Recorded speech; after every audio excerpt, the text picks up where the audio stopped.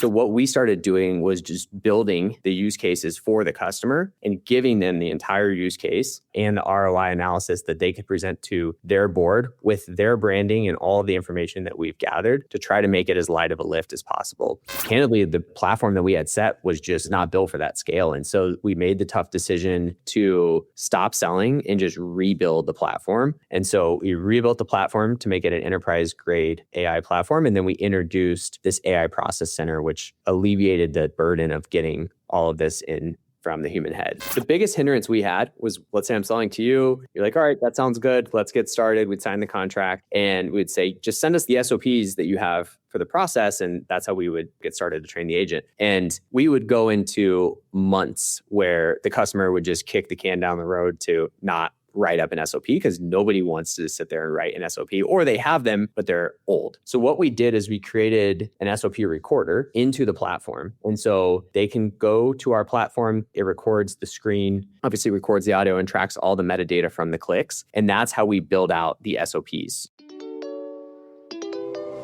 That's product market fit. Product market fit. Product market fit. I called it the product market fit question. Product market fit. Product market fit. Product market fit. Product market fit. I mean, the name of the show is Product Market Fit. Do you think the Product Market Fit show has product market fit? Because if you do, then there's something you just have to do. You have to take out your phone. You have to leave the show 5 stars. It lets us reach more founders and it lets us get better guests. Thank you. Sean, welcome to the show, man. Thanks for having me. I'm looking forward to it.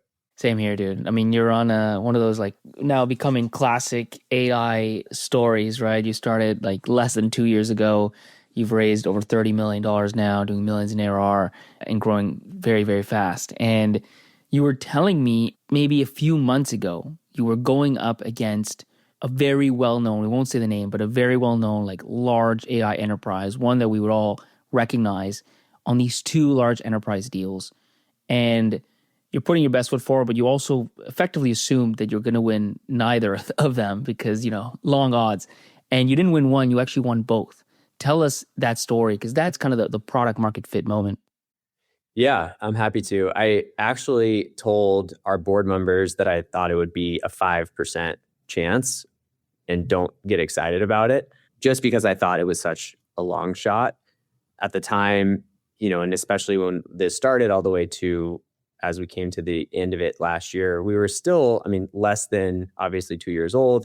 This company, as you mentioned, is very well known. And I just felt like it was a David and Goliath kind of scenario. And so told them not to get excited, did everything we could on our side to show that we deserve to be in the race. And we're able to give and go above and beyond on some of the documentation that we provided and like where this goes. And yes, we're early, but this is where it will end for you if you utilize us. And didn't hear anything on both of these deals for probably 2 months and just kind of considered them DOA, and then received an email randomly asking for all of our SOC 2 information and, you know, security infrastructure documents and all of these things, and got obviously a little excited that maybe there was something here, and told the team actually the same thing, like, don't get very excited. I don't think this is going to happen. And then we're finally awarded the deal officially. It was an incredible moment for us and really changed some of the trajectory of the company. What size deals are we talking about? Entry points are 6 figures. So you're looking $200,000 or $300,000 on those deals, but we have a usage component on top of that. And then where this goes, those should clear to 7-figure deals next year. So that's kind of our entry point. But for us, they're also major logos. So really like leaders in their spaces. So along with the deal size is just kind of that marker of getting those number 1 or number 2 folks in those verticals. Maybe tell me a little bit about like what your company actually does. It'll help with some context. Yeah, so BackOps is a AI native shipping operating system. What that means is we've templatized much of specifically around the warehousing and last mile on problems that you can think would happen to a package or a pallet, like maybe it's lost, stolen, damaged, and then what would be the downstream effects of something like that? Or maybe if it's temperature breach, you can imagine there's a lot of paperwork, claims that need to be filed. We'll ingest that information, we'll chase down and gather all the documentation, and then make sure that our customers file, in that case, 100% of the claims, or if it's reshipping a package, that's being handled autonomously. And so we're taking a lot of the repetitive work from the back office and then very quickly branching that out into adjacent business units like finance or customer service or ops, depending on where we start. Maybe walk me through like a type of customer and like a specific like package and what would normally happen and then what happens with BackOps. Yeah. So to conceptualize this, and obviously in supply chain, there's not a lot of folks that are really familiar. And so I'll give you a very basic example and then a more complex example of what we solve for today. Because when we started, we were handling the very basic examples, selling to mom and pop warehouses, 3PLs. And you can think of it as a consumer where you order a lamp and the lamp gets shipped to your house. It's broken. As soon as you open the box, you realize it's broken. You call customer service and you say, hey, I just ordered this lamp. Send me a new one. They're going to sign that to operations. Operations will send you your new lamp. And then they have to file a claim with, say, FedEx because FedEx broke the lamp. And then finance needs to track that to make sure they get their money back. And so that's 3 business units on a fairly non-complex workflow being a lamp that's broken. And so when you take that to a much higher complexity, say, we're talking about grocery where you have a truck of food that might have Tyson's Chicken and berries from Driscoll and Happy Egg and all of these different vendors on that truck. And maybe the temperature on the refrigeration unit breaks or exceeds where it's supposed to be. What happens then, right? Now you've got all of these vendors at a much higher complexity with invoices and BOLs and documentation that needs to be gathered. And so rather than somebody going and doing these manual reports, they can just pick up the phone from the loading bay and say, hey, we just received this truck. There's a temperature breach, and we'll take it from there, run and gather all the paperwork and make sure that 100% of those claims get filed, which is millions of dollars a month on these larger enterprises. And so that same scenario can be done with pharma, with life-saving medicine as an example as well. Going back to the moment where you beat this enterprise, like what would you ascribe that to? Like, how do you think you won? What do you think you got right? You know, one thing that we've done that is, and we can certainly talk about like how we're getting into these enterprises. I think that's a good topic. But I think for us, like once we're in, we've tried to not just let the normal cycle run us, I guess would be the best way. And so across the board, there's ELT and board mandates to adopt AI, and we know that. And a lot of times that's why they're speaking to AI companies in the beginning.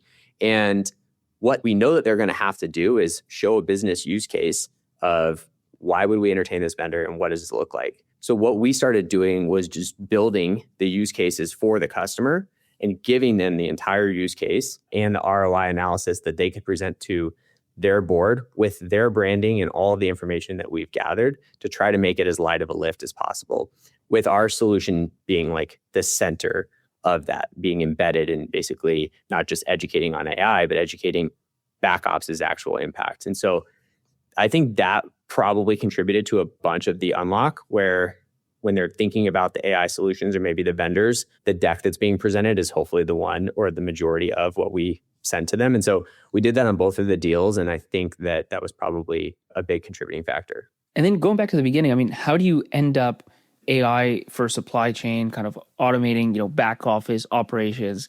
Not the most sexy space, not like you said, a space that many people know about.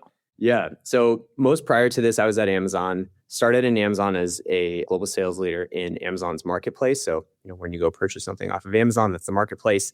We were taking US sellers and pushing them internationally. And then from there, I went to Amazon Shipping. And for those of you that don't know, Amazon Shipping was created to head-to-head a lot of the FedEx, UPS, DHLs of the world for consumer kind of small parcel, and was early there as a number 2 BD manager. We actually had an in-the-field designation, so we had to spend 4 days a week in customer warehouses, which was a really good opportunity for me to kind of develop this thesis and see these things firsthand, and then also pen test and ask the customers about these problems and what I was noticing. But that's how I got in. I think non-sexy is probably a good way to sum it up. But if you go to the grocery store, you see food on the shelf, often we don't think about how they got there. We just think that's normal and maybe it just appeared. And so it's pretty fascinating behind the scenes, but every day is a new journey to say the least. Can you go deeper on like finding the original pain point? It leads to a lot. Like, I mean, obviously you can pivot and all these sort of things later, but at some point you're in pivot hell and you're just kind of searching and grasping at straws. Maybe you get lucky. If you figure out an initial pain point that is right, it solves a lot of the other things, and you're still going to have to iterate and figure out things, but at least you're starting from somewhere solid.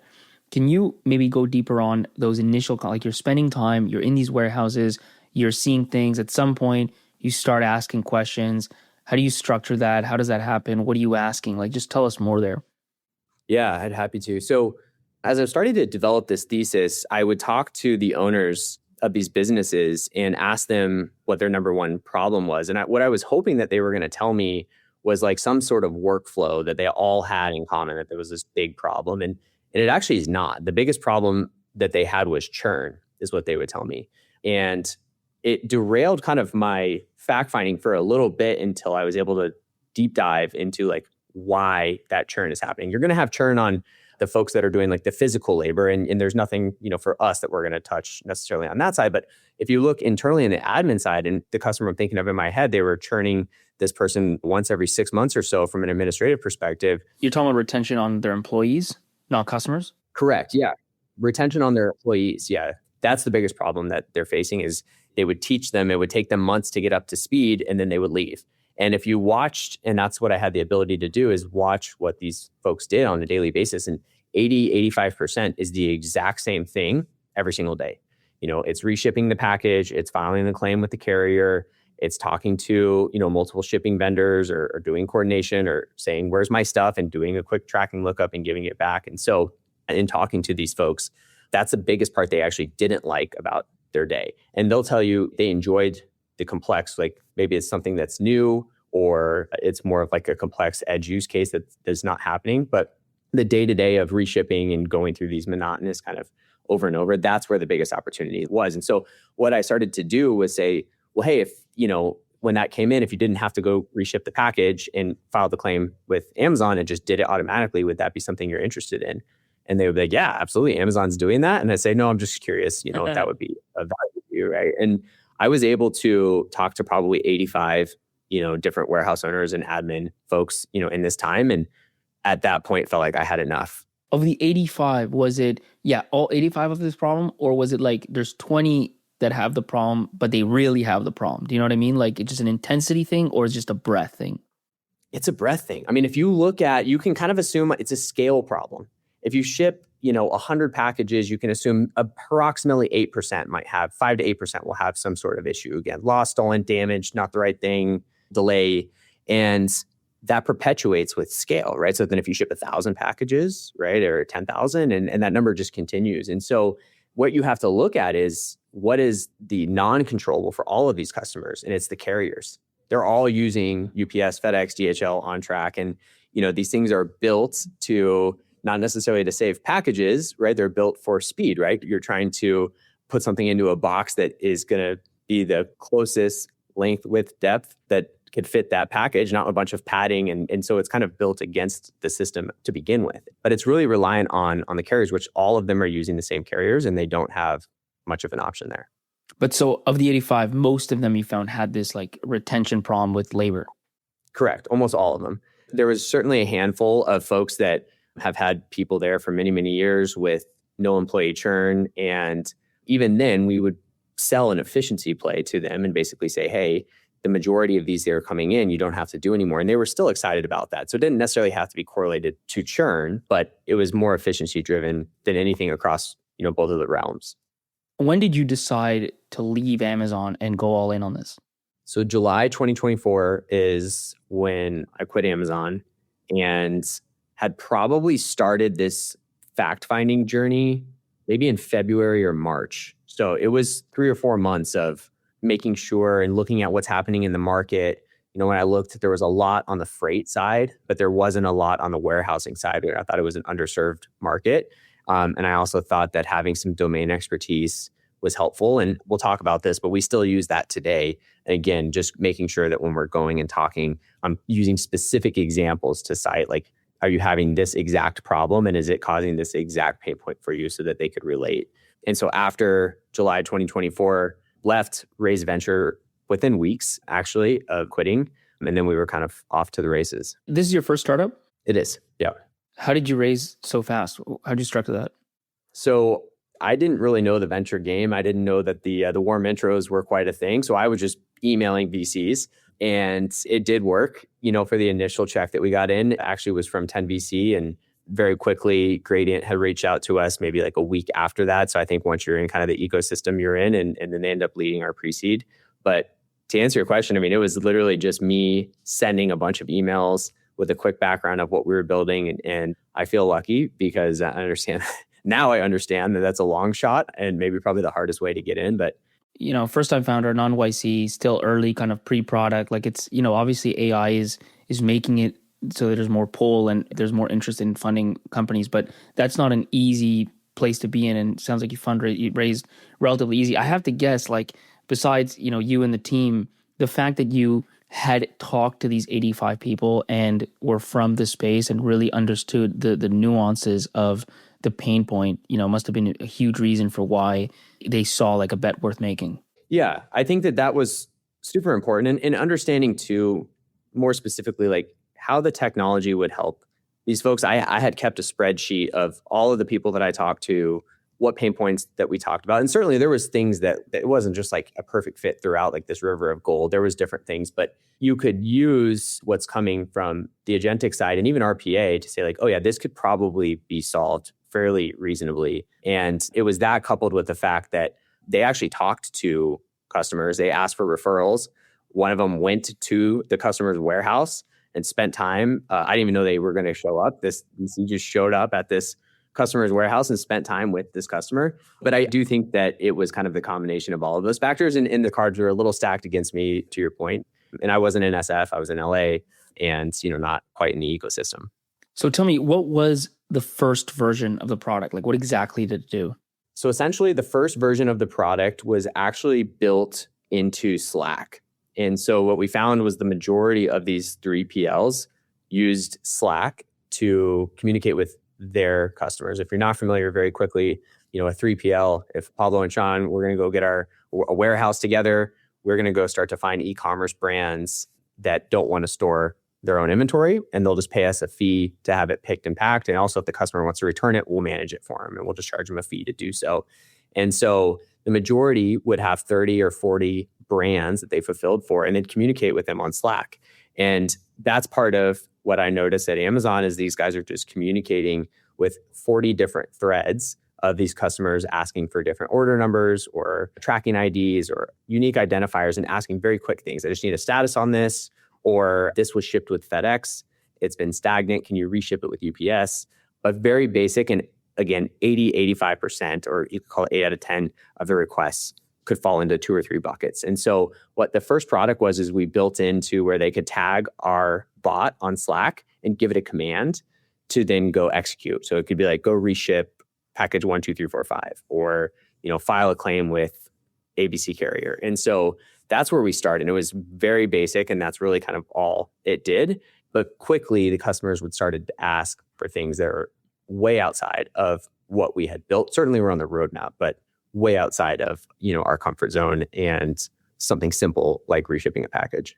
What were some of the things that they started to ask for that kind of expanded your view of things? So they started to ask for things around billing, as an example, in finance, where after maybe a claim was filed, they would need to, again, track that. They want to know, was it approved? Was it denied? Is there a request for more information? Do I need to reach out? If it's a picture maybe that's requested, as an example, if it's a damaged package and they didn't supply a picture. And so there was this kind of cross-business unit requests starting to come through. And then that was on the backside. And on the front side, it was, can you communicate with our customers? So can you build something that our customers can self-serve this information and we don't have to bother our employees? So if they want tracking or they want something, they can actually just hit the BackOps system and take the action that way instead of it going through a human in the loop on their side. And so you can think like the customer service is before and then the finance is after, but very quickly making us realize that we would need to expand reach, outside of just kind of that central operations layer. So by maybe mid of 2025, which is like a year into running this company, you raise a $6 million seed. The median seed is like $3 million. So this is twice as big. What's the story there? Yeah, so we were kind of finding our footing and had got a couple of customers back to back to back. I think we had 5 or 6 customers that we had acquired within 2-month or so time frame, selling primarily this Slack-based or like reshipping-based kind of platform. And what are the ACVs at that point? ACVs at that time were $20,000, $30,000, $40,000, something like that. Very small. In fact, we had one customer, I think, that was paying like $500 to $700 a month as one of the first customers. So how do you get a $6 million seed round done? Yeah. So we had enough where we felt like within our pipeline and what was happening in the market pool from our customers that we could go and put together a round. So we did. We put together a fundraise. We had a pretty competitive round. We actually got 6 or 7 term sheets in that round and chose Construct. Construct has a focus in supply chain and really understands the space. The GPs came from Uber and NEA, and I just think they really understand kind of what we were trying to do. And so decided to go with them and haven't looked back. But that was a really big unlock for us as well to start to get quality talent. And what we saw was that we did have a high need to hire engineers, didn't quite have the capital to do so. We're trying to be very resource constrained during that time until we really kind of started to see things work. So that was a pivotal time for us. But I mean, how do you, like, just about every founder wants to raise like a $6 million seed round and have like 6 or 7 term sheets, right? What do you think you did right to get into that position? Because sometimes it's like, oh, dude, we were like growing, we're like 2 million ARR, right? Or whatever. It was just crazy fast growth. You had obviously compelling vision, but you were still very early. Yeah, no, I'm happy to share more. And, I've tried to guide founders as they've reached out as much as I can as well. First and foremost, started having some of the conversations early just to share high level what we were doing, never sharing like the strict details in. Second, making sure that the story of where this goes was really, really clear and could be conceptualized even if they weren't a domain expert in supply chain. Third, run a really tight process. And so stack rank the VCs that we wanted to talk to and making sure that the ones that we really wanted to target were probably towards the end of that pitching because there's always going to be a little bit of kinks in the pitch and the story. And then that tightly. And so I think when we went out, we said we were going to close it in a week and a half or 2 weeks. And that's exactly what we did. How all in did you personally go? Like, were you doing like 10 meetings a day? Like, how much volume? I probably took 5 to 6 meetings a day would be my guess. And then obviously as we got a little bit closer and as diligence was happening, that ramped as far as some of the more in-depth conversations that we were having. But it was probably 5 on average a day. And then the other thing you were telling me is that, sometime after the seed round, you're now mid-2025. By the end of 2025, that's where this like crazy product market fit moment happens. In between that time, you actually pause selling in order to rebuild the product. Like, what happened there? Yeah. So that was tough, especially for myself coming from a sales background and wanting to just drive towards revenue. Essentially, we were getting more and more of that pull to service finance and procurement and ops and CS and all of these adjacent business units. And during this time, kind of concurrently, we're also getting pulled into the mid-market and a little bit of early enterprise conversations. So we're able to pen test like what they're looking for, how they're thinking about us. And over again, they articulated they didn't want 10 AI vendors. So they didn't want one kind of for every single business unit with all these compliance and regulatory and things that they would have to go through. And they were really looking for something that was considered more enterprise grade, that multiple people or multiple business units could benefit from, not just the director of operations or something. And candidly, the platform that we had set was just not built for that scale. And so we made the tough decision, I want to say it was like August of 25, to stop selling and just rebuild the platform. And during that time, rebuilt the platform, but also did a retro to understand where we were getting hung up on deployments. And a lot of that was actually getting the context from these companies out of the human heads. And so we rebuilt the platform to make it an enterprise grade AI platform. And then we introduced this AI process center, which alleviated the burden of getting all of this in from the human head. And so that was a huge unlock for us. What is that? How does that work? Because that's a huge thing across industries is like context, right? Like there's a massive thing right now. So how did you set it up? So the biggest hindrance we had was, let's say I'm selling to you. You're like, all right, that sounds good. Let's get started. We'd sign the contract and we'd say, just send us the SOPs that you have for the process. And that's how we would, get started to train the agent. And we would go into months where the customer would just kick the can down the road to not write up an SOP because nobody wants to sit there and write an SOP, or they have them, but they're old. So what we did is we created an SOP recorder into the platform. And so they can go to our platform, click new workflow, hit record. It records the screen, kicks on the audio, obviously records the audio and tracks all the metadata from the clicks. And that's how we build out the SOPs. So if it takes the customer 8 minutes to record the video, then that's their total time for us to initially give us that workflow or that use case. But from the customer's perspective, because we've all had this where we're doing a task and we're like, this is an annoying task. I wish I didn't have to do it. I wish I could do it. That's probably the moment where they're like, oh, record. And then they just do the task they were going to do anyway. And you pull that into an SOP? Yeah, exactly. So they were already going to do it. They can hit record and walk through. And as they're walking through, of course, they can verbally articulate anything that they want. From there, once we have it, we'll process mine it. So we'll actually make sure that it's the fastest route to get from A to Z. What we see is that historically, maybe they're pulling down an Excel spreadsheet, doing some sort of manipulation and uploading it somewhere else where obviously they don't need to do that anymore. So we'll make sure that it's efficient. After it's built, it'll go to staging and then they can actually push it to production. And really where that pulls ahead is, let's say that there's two different things. Number one, let's say the use case is in flight, but then there's an edge use case. And they're like, oh, I totally forgot to tell BackOps that when customer A, B, C has this problem, we do DEF. They can just record, a 2-minute of this is how you handle this specific, right? And we can very quickly adapt the agent. And then the second part is that on that enterprise grade side, now, if it's that claim and finance wants to track it, they can see what the current process is. So there's no more silos. And they can say, hey, well, every time that happens, we have to do our process. So can we just attach our process on? And the answer is yes, they can just attach that on via the process center. And so that was a huge unlock for us to also get a wish list of customer, wants after the fact, because they're just kind of in the example that you said, going through their day, and now they're just recording a bunch of these use cases, right? And wanting to give those over to us. You love this show. You don't want to miss the next episode. Why would you? So hit that follow button. Trust me, it's in your own best interest. One of the things I'm hearing a lot about now is like you have to think of building AI like you're building a worker, right? Like the same way that you would train someone and onboard someone is the same way that you want to onboard AI. And this is very much in line with that, right? Which is if you hire a new person, you're going to show them, you're probably not going to send them, here's like 100-page SOP, go read it. You're probably going to be like, okay, this is the thing you're going to do today. Here's how you do one. Like, hey, go do it for the rest of the day. And let me know when you run into problems and I'll tell you. Like, that's basically how I train someone.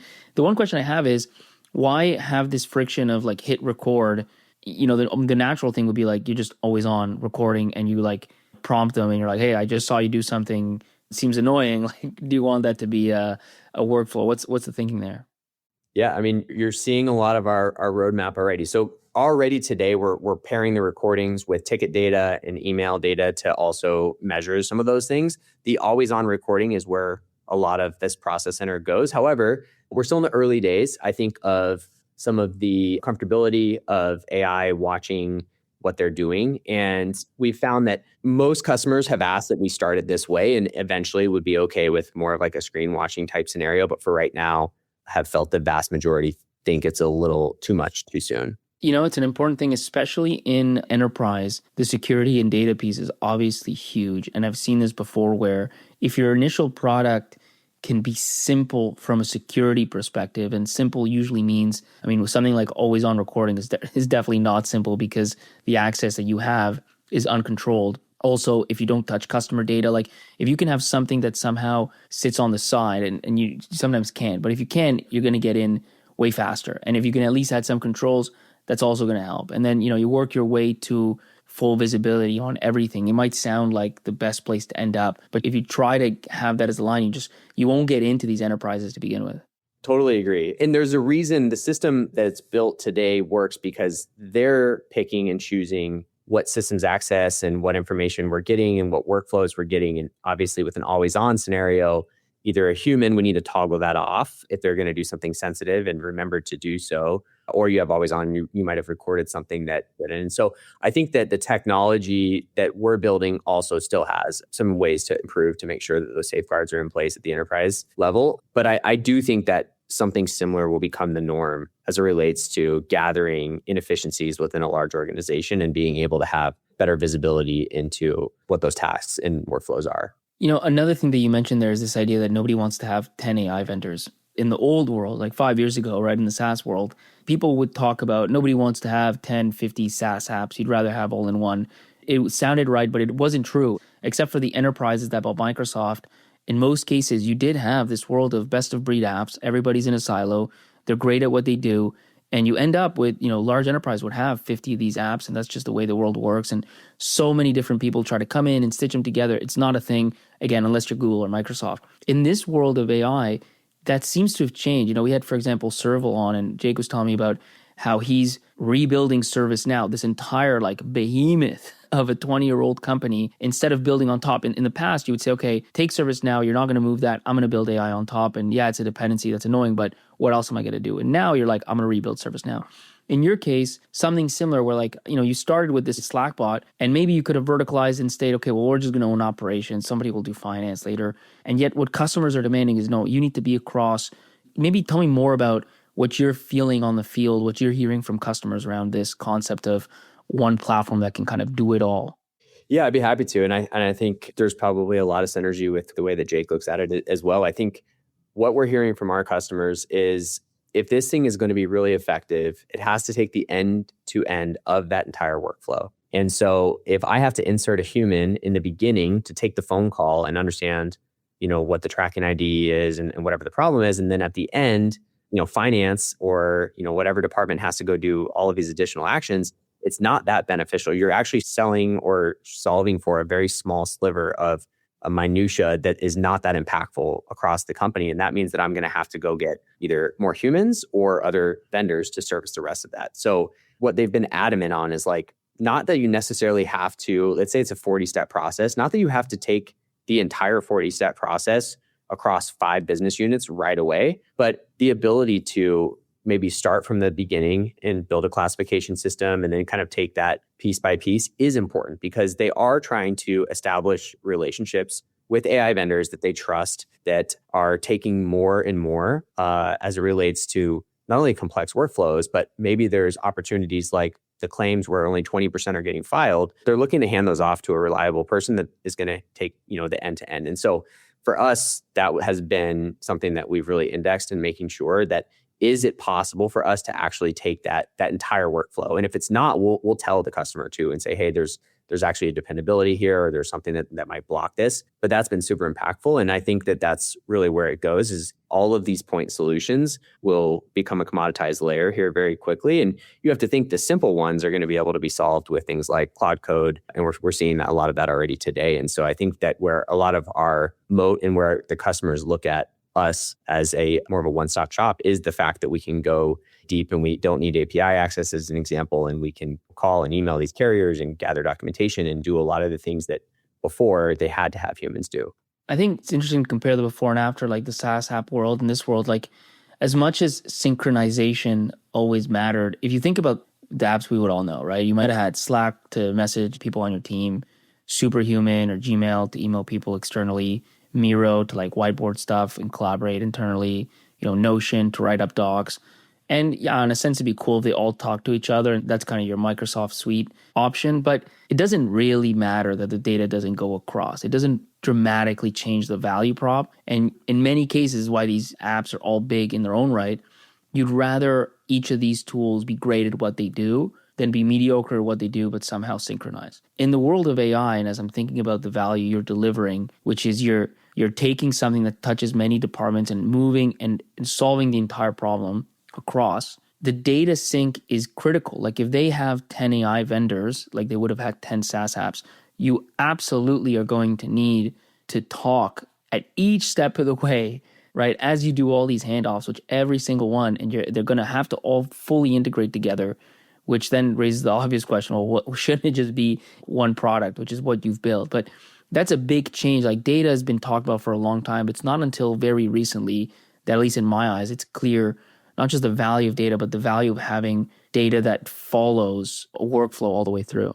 Yeah, 100%. And I think that's been another big thing that we've tried to really mitigate against is that we also don't want to be reliant on other companies for this critical data where they're owning maybe these ontology layers or they're owning critical information on the customer success side that we have to ask to make sure that we're getting routed a proper API or whatever it might be. And so the more of that we can pull in, it's a win-win, right? Obviously, we're not relying on somebody else. And then the customer doesn't have to pay an additional vendor to perform that same task. And then additionally, like what's happening right now is a lot of these enterprises are still testing the ROI from AI. And with that, they're not going to test with 10 or 15 companies. They're going to pick a handful of companies, and test those out. And if you're successful, you can really dig your heels in. And that's what we've done and what we can hope to continue to do.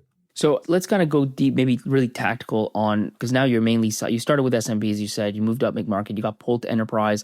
Now you're at the place where you're winning in enterprise, you're beating well-known large enterprises at that game. Let's go deep on just kind of that enterprise playbook, right? From your vantage point, in terms of now you've done it for a while, you're starting to perfect that. What does it look like? Maybe start with, like, as an example, you've got an enterprise that you want to win. What happens? How do you make that happen over time? So we've done a number of things to kind of be scrappy and get in. I wish that I had 25 years in and could just pick up the phone and call one of the C-suites and say, you're going to buy this for me for $1 million. We've had a dogfight our way into the enterprise.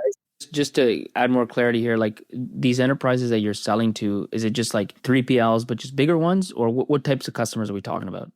No, we're talking like the Fortune 500, Fortune 1000 now. And so there was one thing maybe that's helpful is there was a really large switch from in the end of 2025 as well when we kind of made this enterprise grade solution, which was that we were selling primarily to supply chain companies. And now we are selling to companies that operate a complex supply chain. So you can think some of the biggest grocers in the US, some of the biggest automobile manufacturers, pharma, and what those customers, they might sound kind of all over, but they all operate a hyper complex supply chain, right? So if you take, Sprouts or Whole Foods, they're a grocery chain, but they have a very complex supply chain. And so that is really who we are selling to now and have found a lot of market pull. And, I think we're also not buying to go sell to the same brokerages and some of the other folks that our competitors are. And that's been beneficial for us. So what we'll first do is, obviously see if we know anybody. Hands down for us, our ICP has been the senior vice president of operations, I would say 90% of the time. So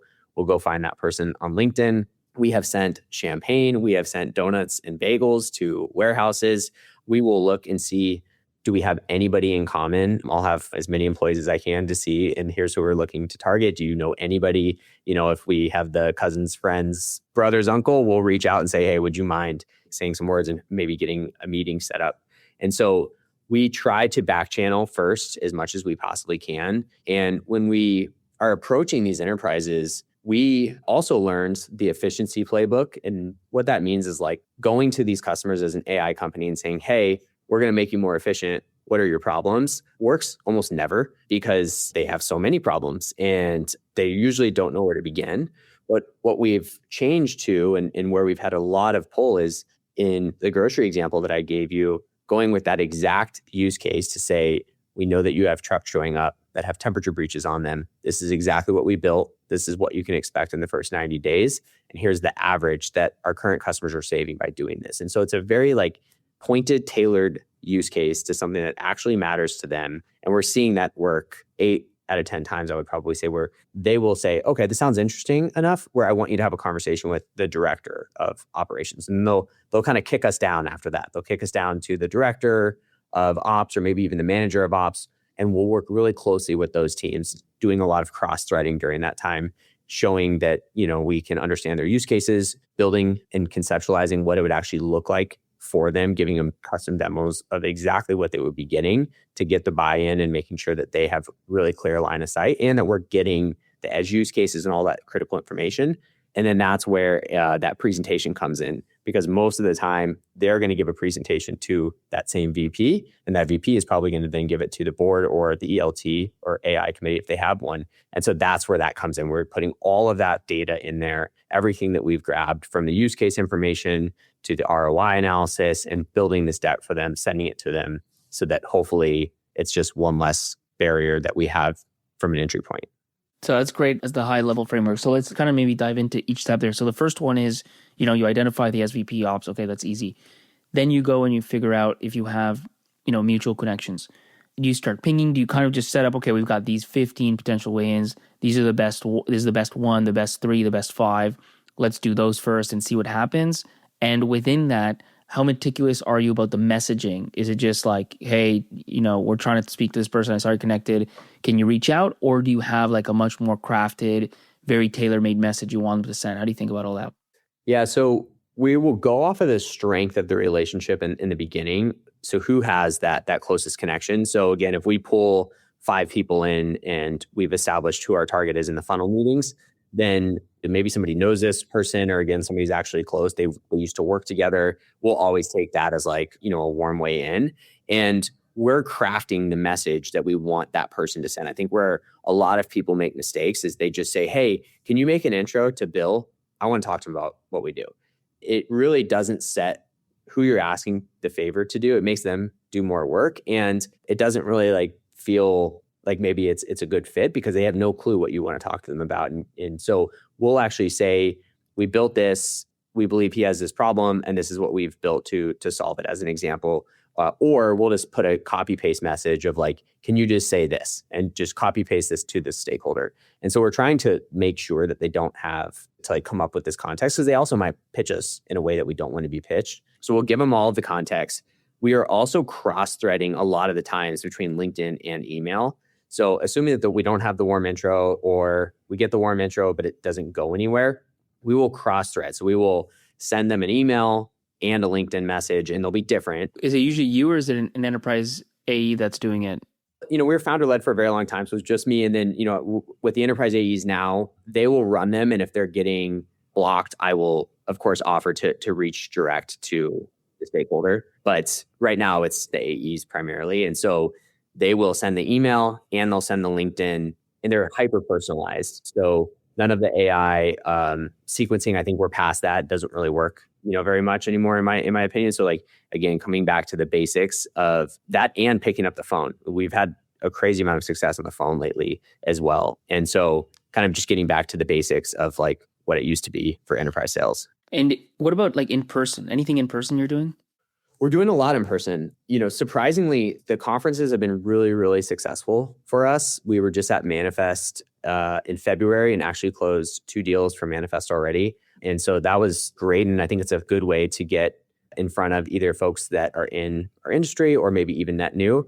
And then for our actual customers, yes, we're flying. I think this month I'm in 6 or 7 different cities meeting with prospective customers.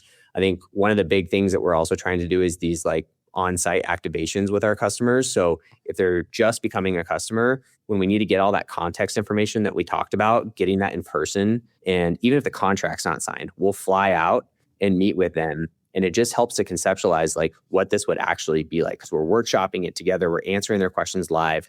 They're bringing IT people into the room that are potentially going to be the blockers down the line of kind of the gatekeepers. And we're able just to work everything out in person. And this is before a contract is even signed.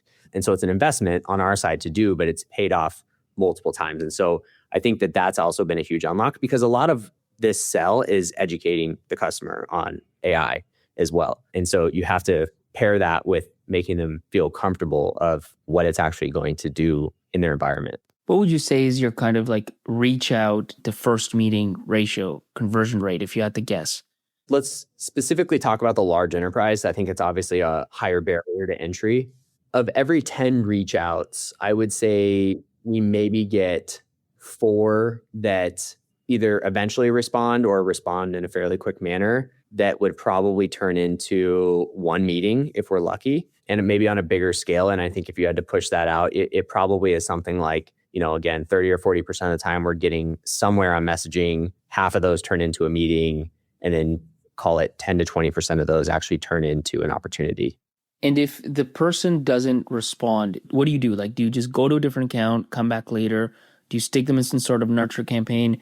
Or do you go down in the org and you're like, okay, well, you know what? Let's find the director levels. Let's find the managers and go after them.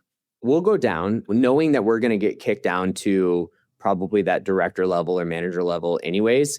We will also cross-thread there. So we'll go down, contact them, and see if we can get some movement there. We won't go to the individual contributor level. We actually have a whole like slew of lessons learned on that. So manager kind of being the lowest that we will try to do. And then, from there, that's where we do some of the gifting suites where we'll send, maybe champagne or donuts to the warehouse and say like, hey, we just sent you something, would love to talk about ABCD. So that's a possibility. We will also send case studies proactively that are hyper tailored to that customer persona. So it'll just be redacted case study of one of our customers and talk about like what they're experiencing, hoping to play off maybe some of the FOMO tactic there. I would say there's no hard set rule that we have to like put an opportunity as lost. But if we've reached out, 7-8 times, we've tried every angle, and that's 7-8 times, like 7-8 phones, 7-8 email, 7-8 LinkedIn, and tried back channeling and nothing's working, then, we'll kind of move along there. But we are seeing that it does take multiple touches. I mean, again, multiple emails, multiple phone calls, multiple LinkedIns before. I can't say the exact name, but I'll tell you that one of the largest beverage manufacturers in the world, it took me 8 LinkedIn messages and I think 4 emails to get the response, to get the opportunity. And, I was persistent. I was afraid I was going to get blocked, but I didn't get blocked. So there is an element of persistence that is undervalued in the sense that if you're on the receiving end of it, like these people, I mean, they're getting pitched things all the time. So actually, probably first impulse on anything, even if it sounds kind of valuable, is to absolutely ignore it. If you're reaching out so much, you're either just completely annoying, or maybe you really believe that you can help this person, but you're basically filtering yourself from everybody else just by the sheer persistence. And at some point, they're like, oh my God, okay, let me read this message. And maybe they're like, you know what, actually, this is kind of interesting. And that's like message number 6 or 7. You're like, dude, I've been saying this to you, for a long time, but this is what it takes. Yeah, I couldn't agree more. I mean, the old SaaS days, I think it was something like it takes 7 touches, to create an opportunity. And in today's world, it's so easy to enroll somebody into an AI sequence and just hammer them on emails. And I'm sure you see it. I know I get hundreds of emails a day. And I think, again, kind of going back to the basics is where this goes. And it's hyper-personalized messaging. It is not just on one platform. You're sending them emails, your phone calls, and you're doing LinkedIn's. You're trying to get creative with maybe, it doesn't have to be a gift. It could be a number of things, finding the commonality. If we do have somebody that works there, even if they are an individual contributor, maybe trying to get them to bring us up in passing, or say like, hey, we've even done that where we'll send a case study to an individual contributor just to send up the stack if we have like somebody that we know really well. But yeah, I think that the persistence pays off, and you have to today, especially in the AI era where sending an outbound is easier than ever. And then if you get a first meeting, how do you structure that meeting? Like 15 minutes, 30 minutes, an hour? Is it a demo? Or are you just qualifying? How's it go? So traditionally, it's 30 minutes. We kind of go against the grain, I guess, as it relates to running a playbook and doing just discovery and making sure that you're deeply embedded on that first call. What we find often is that we have to demo on that first call, and really just so that it conceptualizes what we do in the AI and the impact to the customer. Otherwise, they don't quite understand what it is. You can talk a little bit about it, but they need to see it. So we will demo. We'll get a little bit of information. We have a number of demos, actually, depending on what they tell us is relevant, and we'll demo that. And then from there, we'll collect information. Almost always, they're going to bring in more team. And so if they do that, we'll try to get more information from them as it relates to what they liked, like what was relevant in that demo to you guys and what was not relevant. Like, what are some of those things? And we can make sure and customize that demo a little bit next time for the broader audience. Sometimes they're so excited, we'll offer to sign an NDA so that they can give us some of that information right off the bat, so that the next meeting we have is hyper focused on their use case. But that's traditionally it. It's usually 30 minutes, 45 minutes. We do the demo. And then our ask is always to make sure that we have the relevant stakeholders in that are either going to help us shape the use cases or utilize the product, or are going to have that signing authority. On the demo, what have you found is that wow moment, and how fast are you able to get to it? We intentionally insert 2 wow moments in the demo. Essentially, we have a couple of different demos, but the first is around the intake from, we can show voice or email. Voice tends to get a better wow factor, where it can be in a warehouse, for a lot of our customers that are at a loading bay and calling in with a problem. And then very clearly, they're able to articulate what's happening, but then the AI will start to go chase the information. So send a Slack to Pablo, call Sean, log into FedEx, like all at the same time to pull that fastest route to result. And that is happening before their eyes. So that's been powerful for them to start to see. And then the second and kind of ending part is the resolution. So now we've got all this aggregate information. We have enough to solve, but it shouldn't still go to a human for then a human to input into a system. The way that this should work is that we should be able to update QuickBooks or the ERP with the financial outcome and then update the warehouse management system with maybe the relevant stock or whatever happened there. And so actually showing the systems being updated and the ticket being resolved across the board. And so we try to always have at least 2 wow factors in the demos and even the custom demos that we do so that they can understand not only what this looks like in practice, how their customers are going to utilize us, but internally what it's going to look like as well for them. Because I think those are 2 different experiences. They're worried about the customer experience, but they're also worried about the employee experience. And so I think if we can make each wow factor around both of those elements, it usually sits really well. And then from there, I mean, at that point, you have interest. You're trying to go to something, probably like some kind of a pilot. And the biggest thing I found is just the challenge, like the failure mode is you just get stuck somewhere or it just starts taking too long and, time kills all deals, priorities change, whatever, because you're already in at that point. Clearly, they like what you have. What have you found works in order to shorten the time between interest and some closing of some sort, even if it's a pilot? I think the pilot thing for AI startups can be very dangerous. And we've learned with lessons too. I think, when we look at those pilots, and what I say by learn by lesson, you don't want to, after the pilot, be in this purgatory of like, where is this going to go?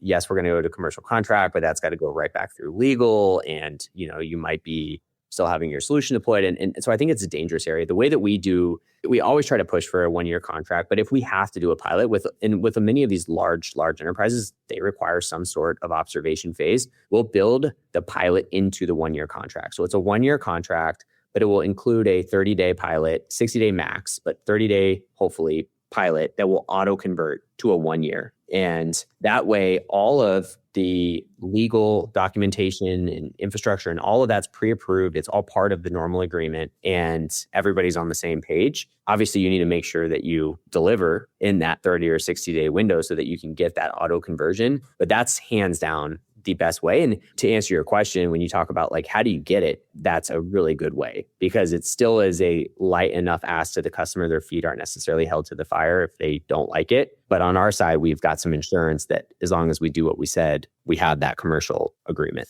So I love that idea. But between them saying, yeah, okay, this is interesting, and then them signing that 1-year contract with, let's say, with a pilot out. So number one, making sure that the use case that you're talking to them about, I do this whole analogy with our customers. So I'll say, all right, so 1 to 10, 1, it doesn't matter at all to the business. 10, business goes down tomorrow. Where is this use case for you, right? And you're hoping for the 7, 8s, 9s, 10s, right? Being realistic, they're probably going to give you a 7 or an 8. It's hopefully as kind of like a max starting point. They might not give you the most important critical thing. But if they say, oh, this is like a 2, right? Or a 3, you shouldn't take that use case, especially as the first one, because it doesn't mean that much to them. It's not going to make that much of a difference. And your pilot's probably not going to go very well. And so what I'll couple that with is, let's say they give me a 7. Okay, great. And then I'll ask, how many times a day does this happen? That's the other thing. You don't want it to happen once a month or 4 times a month. That's also bad. So hopefully it's happening every day. It's a 7. Great. Where does this fall for you guys on a prioritization scale? I mean, is this painful for you right now? And if so, you can kind of quantify and back in. And on the ELT side, they'll say like, yeah, we're losing money on this. So this is high priority. And often they'll say, yeah, this is high priority. We do need to get this fixed. Great. Well, let's get it fixed. We can actually do time to value here in probably 3 or 4 weeks to get the initial use case handed over to you guys. You can measure it. You can measure down to the second how our AI works. If it's monetary, you're going to see what that is on our dashboard. And you'll hopefully be able to fulfill the gap here. And this is the best way for you guys to just measure fast. And that's usually where we're pushing. And again, especially if we have to get them into a pilot. But if you ask them how big of a priority, especially if they're giving you those 6, 7, 8, 9s, they're going to tell you it's a priority. And so you can play off of that. Like, hey, you just told me this is a really high priority. So let's get this in flight for you. Perfect. Let's stop it there. I'll ask the last question, which is, what would be a top piece of advice, maybe a piece of advice you wish you knew when you were starting, 2 years ago?